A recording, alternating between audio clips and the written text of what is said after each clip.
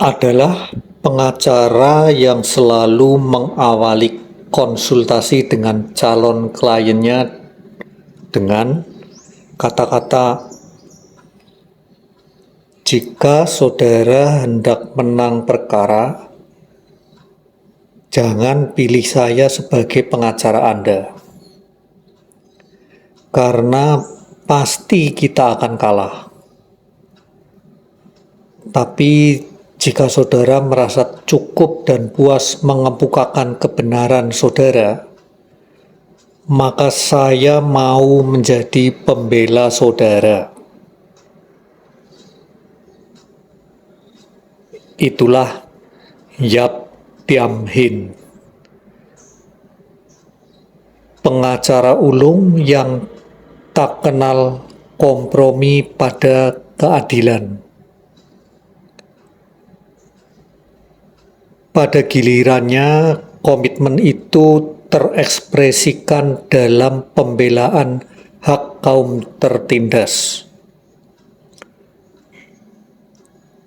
Bertepatan dengan Hari Hak Asasi Manusia 8 Desember, kami ajak Anda lebih mengenalnya, tak cuma aumannya di sidang pengadilan, tapi sosoknya yang manusiawi.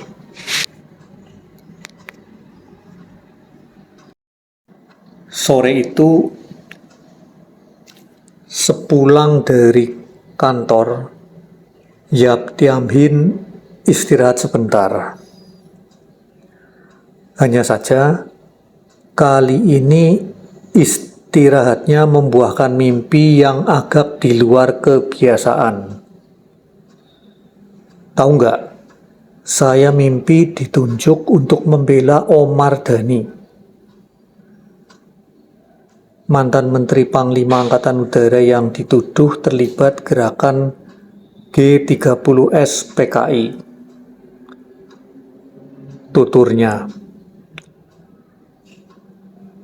Tan Gin Keng Nyo, sang istri yang asal Semarang itu, bisa merasakan kegamangan yang dirasakan suaminya. Mimpi seolah menjadi nyata ketika saat itu juga terdengar suara kendaraan berhenti di depan rumah mereka di Bilangan Grogol, Jakarta Barat. King melongo keluar. Sebuah jeep militer besar bertuliskan Mahmilub.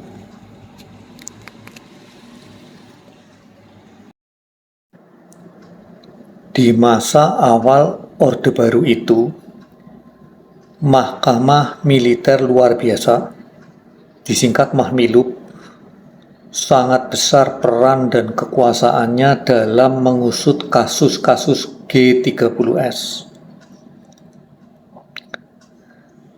Tak ada yang tidak dagdikduk melihat kendaraan Mahmilub berhenti di rumahnya. King membuka pintu sementara di dalam benak menghujam kegetiran bercampur kekhawatiran. Trauma penangkapan suaminya oleh pasukan Kalong di awal 1966 belum hilang dari ingatan.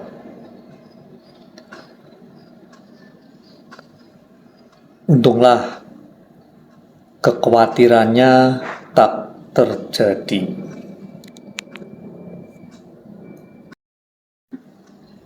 Kami kemari membawa perintah Mahmilub yang menunjuk Pak Yap untuk membela Subandrio. Subandrio adalah mantan wakil Perdana Menteri pertama merangkap Menlu yang dituduh salah satu tokoh utama G30S PKI. King dapat melihat suaminya sedikit nervous, tapi perasaan itu tampak dapat ditekannya. Yap hanya menjawab, "Kalau begitu yang diperintahkan oleh pemerintah, saya tidak ada jalan lain kecuali menerimanya."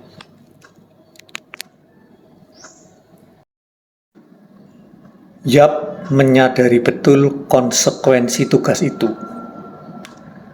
Istrinya tak kurang khawatir, sampai ia melarang suaminya keluar setiap kali ada tamu mengetuk pintu. Ia khawatir suaminya ditembak orang yang tak senang hati. Ia membela Subandrio. King pun dapat merasakan suaminya mulai dijauhi kolega.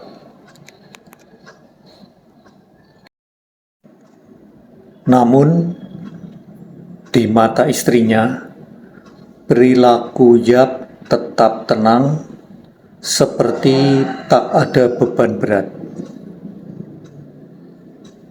Dalam kenangan Adnan Buyung Nasution, seperti diungkapkan Matra edisi Maret tahun 1999, saat itu Yap tampil amat mengesankan karena mutu ilmu hukumnya yang tinggi dan kegigihannya mempertahankan hak-hak terdakwa. Orang tak menyangka kalau untuk kerja yang penuh dedikasi itu tak ada honor sepeser pun diterima dari pemerintah.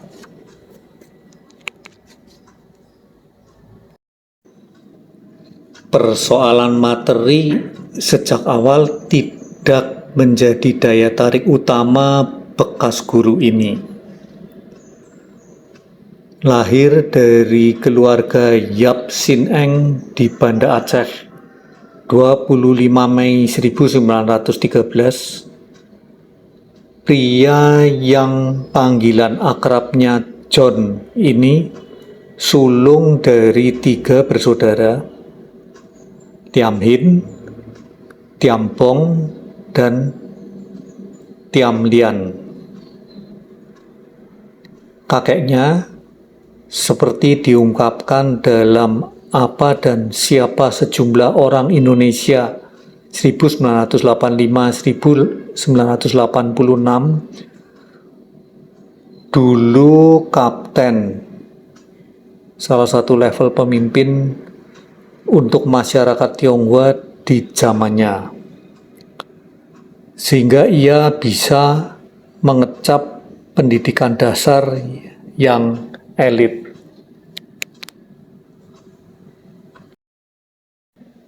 Setamat Holland's Chinese Quick School, kondisi keuangan keluarga sudah tak mendukung lagi.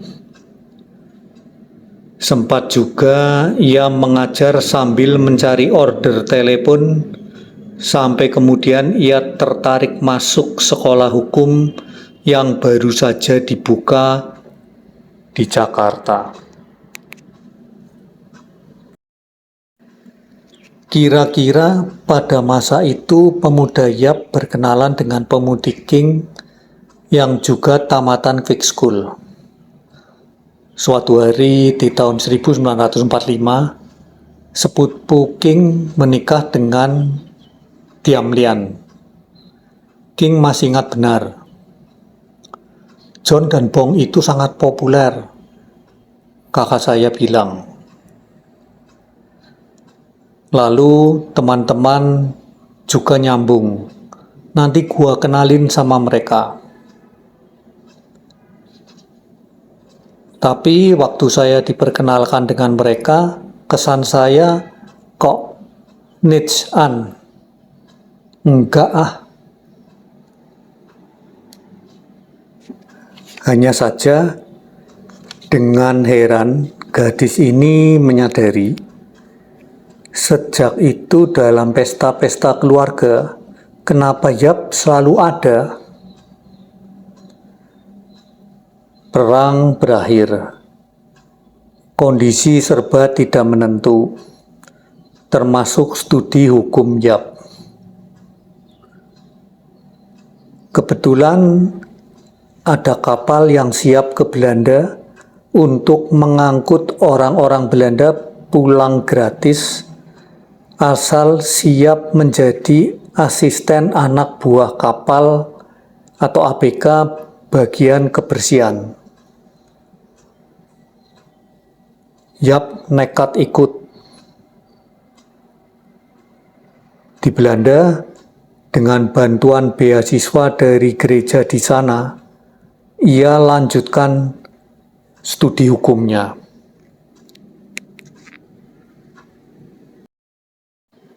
Pucuk demi pucuk surat berperangko kerajaan Belanda terus berdatangan ke meja King. Lambat tapi pasti luruh juga hatinya. Dari kisah yang mulanya biasa saja, tibalah sepucuk surat berbunyi, "Saya ingin melamarmu secara resmi." Kepada Ayahanda King di Semarang, Yap melayangkan surat lamaran. Singkat cerita, tahun 1947 surat perkawinan ditandatangani dan saat bertunangan, King bersanding dengan ayah mertuanya sebagai wali calon suaminya. Lulus sebagai Mr. Inderrechten, Yap masih harus menghadiri berbagai konferensi pemuda gereja di Oslo, Swiss, dan Inggris. Baru 2 tahun kemudian, ia pulang langsung bekerja sebagai pemimpin organisasi kepemudaan di gereja. Tahun berikutnya, karir hukumnya diawali dengan bekerja di kantor pengacara John Carwin, Mohtar Kusuma Atmaja, dan Komar. Sudah tentu pernikahan mereka perlu diresmikan di tengah handetolan cukup sederhana di sebuah restoran di Jalan Sabang, Jakarta.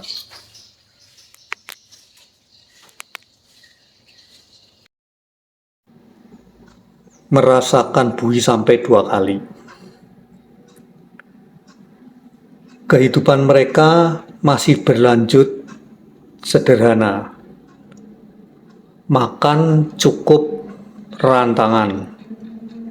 Tidak pernah bepergian kecuali ke gereja. King tetap bekerja sebagai tenaga administrasi di Departemen Pendidikan Dasar dan Kebudayaan. Untuk memperbaiki taraf penghidupan, Yap kemudian menerima ajakan bergabung dengan perusahaan Tan Poguan, mantan menteri dalam kabinet Syahrir tahun 1946 dan anggota parlemen.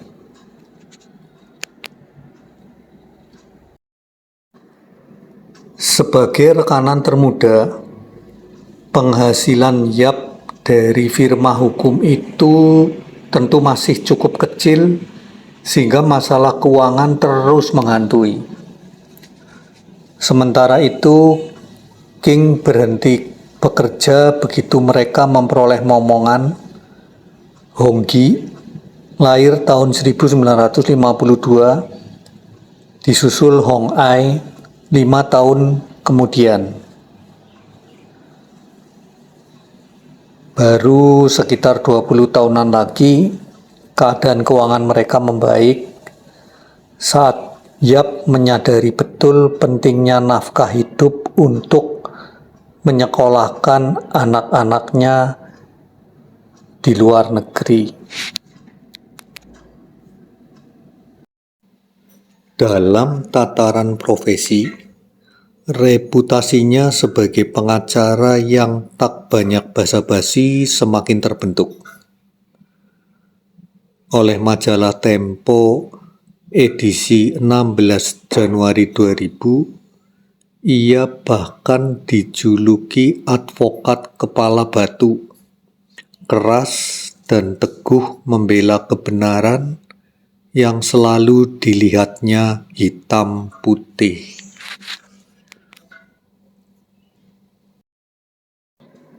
Salah satu buah kerepotan akibat sikapnya itu, ya sekitar tahun baru tahun 1966,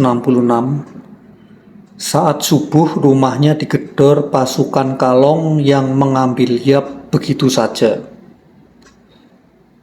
Ia sempat menginap di Hotel Prodeo selama sekitar 5 hari atas tuduhan terlibat Gestapo karena pernah jadi anggota Badan Permusyawaratan Kewarganegaraan Indonesia atau Baperki, sebuah ormas yang dicap kiri.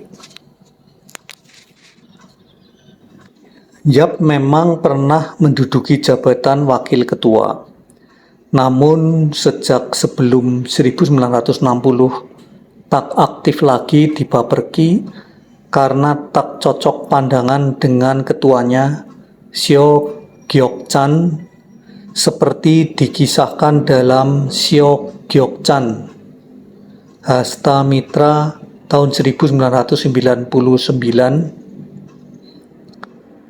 Sementara di sisi lain, Honggi 48 tahun meyakini penahanan ayahnya itu lebih berkaitan dengan pembelaannya dalam sebuah kasus cek kosong di mana kliennya diperas oleh seorang jaksa tinggi. Belakangan, sang jaksa tinggi mengadukannya ke pengadilan, sehingga pada 1968 Yap divonis 1 tahun penjara oleh Pengadilan Istimewa Jakarta. Hanya saja, meski lewat proses banding bertahun-tahun, akhirnya ia divonis bebas. Menurut Honggi, untuk kasus ini ayahnya tidak pernah sampai ditahan.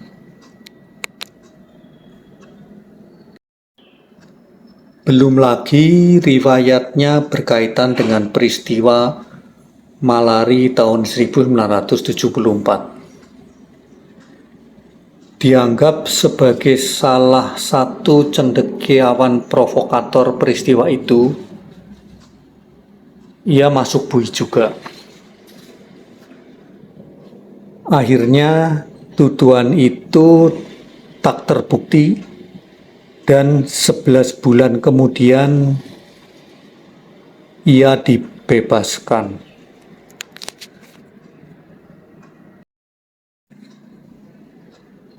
Konsistensi Yap dalam membela tegaknya hukum sulit dicari tandingannya.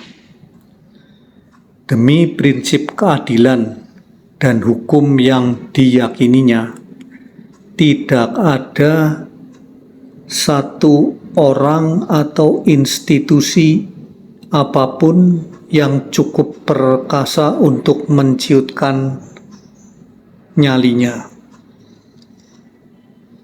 Bahkan tak jarang, tindak sewenang-wenang oleh aparat di jalanan terhadap orang yang sama sekali tidak ia kenal pun akan membuat Yap menghentikan kendaraannya untuk mencampuri urusan itu.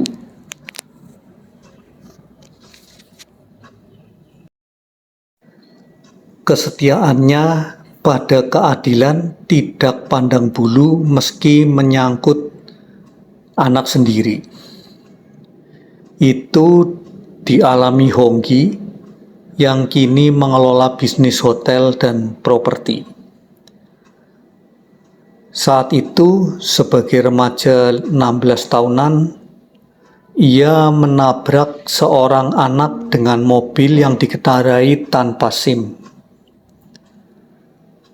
Dalam perjalanan ke kantor polisi, ayahnya berpesan supaya dalam sidang pengadilan nanti ia mengaku bersalah dan meminta maaf kepada hakim atas pelanggaran yang dilakukan. Honggi ditinggalkan di sana sampai dijemput ibunya 2 malam kemudian. Mengakui itu sebagai salah satu peristiwa paling menakutkan di masa remajanya. Honggi belakangan tahu ibunya terkadang menengok anak yang tertabrak itu. Betapapun Yap keras memegang prinsip, tak tabu pula baginya mengaku bersalah. Itu terjadi ketika Honggi remaja melancarkan aksi protes terhadap bahasa pukulan sang ayah. Bisa dengan sapu lidi, bisa dengan batang pohon. Drama yang berlangsung sampai 2 minggu itu berakhir saat sang ayah menyadari kekeliruannya. Ia minta maaf dan berjanji tak akan memukul lagi. Perihal kedisiplinan Yap, sang istri pun tidak kekurangan cerita. Suatu sore ada undangan resepsi perkawinan. King mengenang. Kami merencanakan berangkat pukul 18.30. Tapi entah kenapa sore itu saya terlambat berdandan. Tentu saja saya buru-buru. Begitu selesai, langsung bergegas ke garasi. Apa yang saya jumpai? Garasi kosong. Mobil dan John sudah berangkat meninggalkan saya. Padahal saya sudah berdandan lengkap.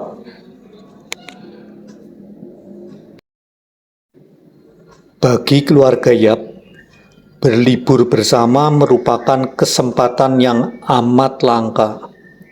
Sebaliknya, resiko pekerjaan salah satu pendiri Universitas Kristen Indonesia itu tetap ditanggung oleh seluruh keluarga. Misalnya, anjing diracuni, rumah disambiti. Apalagi saat Yap ditahan karena kasus malari, ketangguhan King yang disebut Menteri Dalam Negeri oleh Yap sungguh diuji. Dengan sisa tabungan King membeli mobil untuk dijalankan sebagai taksi jam-jaman.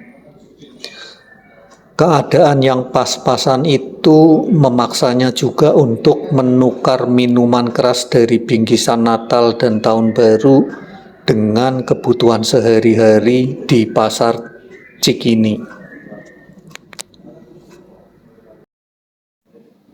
Tentulah bisa dipahami ketika ditanya apakah pernah menyesal menjadi istri Yap Thiam Hien. Tanpa kekurangan selera humor, dijawabnya sering. Karena kadang-kadang ia lupa bahwa keluarga juga memerlukannya. Betapapun, sampai sekarang Honggi masih merasakan Bahagianya saat ia ditengok papa di Belanda. Naik kendaraan umum, makan bersama, dan saling bercerita tentang banyak hal, sungguh kemewahan yang tak ia rasakan di tanah air. Yap juga tak pernah menyanyiakan kesempatan menengok Hong E yang belakangan mengambil jurusan bahasa Inggris di Swiss. Biasanya saat ia usai mengikuti konferensi di Eropa. Penyuka bacaan fiksi, kecuali drama dan roman ini, menyerahkan urusan pendidikan anak-anak kepada istrinya. Namun, tak pernah timbul setitik pun keraguan akan garis kebijakannya. Kejujuran itu, wah, nomor 1, ungkap King. Dalam suatu kasus pembunuhan di mana ia akan membela, terdakwa harus terlebih dulu mengaku kepada John bahwa ia memang membunuh. Baru ia bersedia mencarikan pasal-pasal yang bisa meringankan. Apalagi anak-anaknya. Berbohong atau tidak disiplin sungguh dosa besar. Puluhan tahun bergelut dengan kasus tak menjadikan mata hatinya tumpul, bahkan empatinya terhadap yang terpidana semakin tumbuh, mendorongnya mendirikan dan mengetuai Prison Fellowship, organisasi yang melayani narapidana. Kepeduliannya pada hak-hak asasi manusia semakin menajam ketika ia bergabung dalam Regional Council on Human Rights in Asia, juga anggota ASEAN Commission on Human Rights.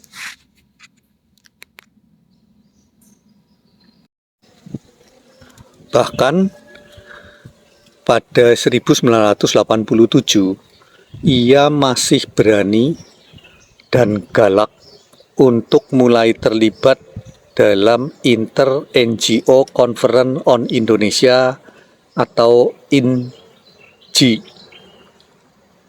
Ini organisasi yang bertujuan mengembangkan partisipasi rakyat dan LSM dalam pembangunan masyarakat dan negara.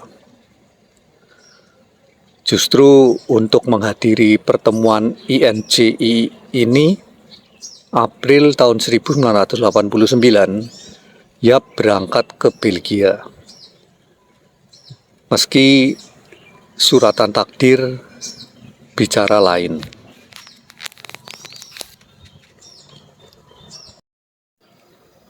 Kami berjanji bertemu di Singapura.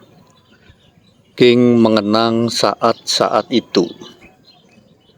Karena rencananya kami akan jalan-jalan dulu selama 2 hari di sana sebelum pulang bersama. Kopor sudah selesai saya kemasi, exit permit. Waktu itu diperlukan bagi yang akan keluar negeri. Juga sudah saya urus. Tiba-tiba tengah malam ada kabar bahwa ia sakit. Aortanya pecah dan perlu dioperasi sehingga dibutuhkan izin dari istri. Saya katakan, jangan tunggu sampai saya tiba di sana. Apa yang menurut dokter baik, lakukanlah. Namun, di dalam hati King sudah merasa.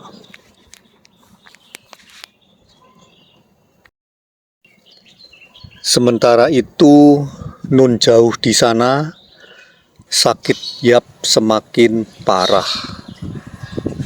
Yap Thiam Hien mengakhiri perjuangannya yang tak kenal lelah pada Senin 24 April 1989 di Rumah Sakit Santo Agustinus, Veurne, 135 km dari Brussels. Jauh dari anggota keluarga, namun di tengah teman dan rekan seperjuangan seperti yang sering terjadi di sepanjang hidupnya.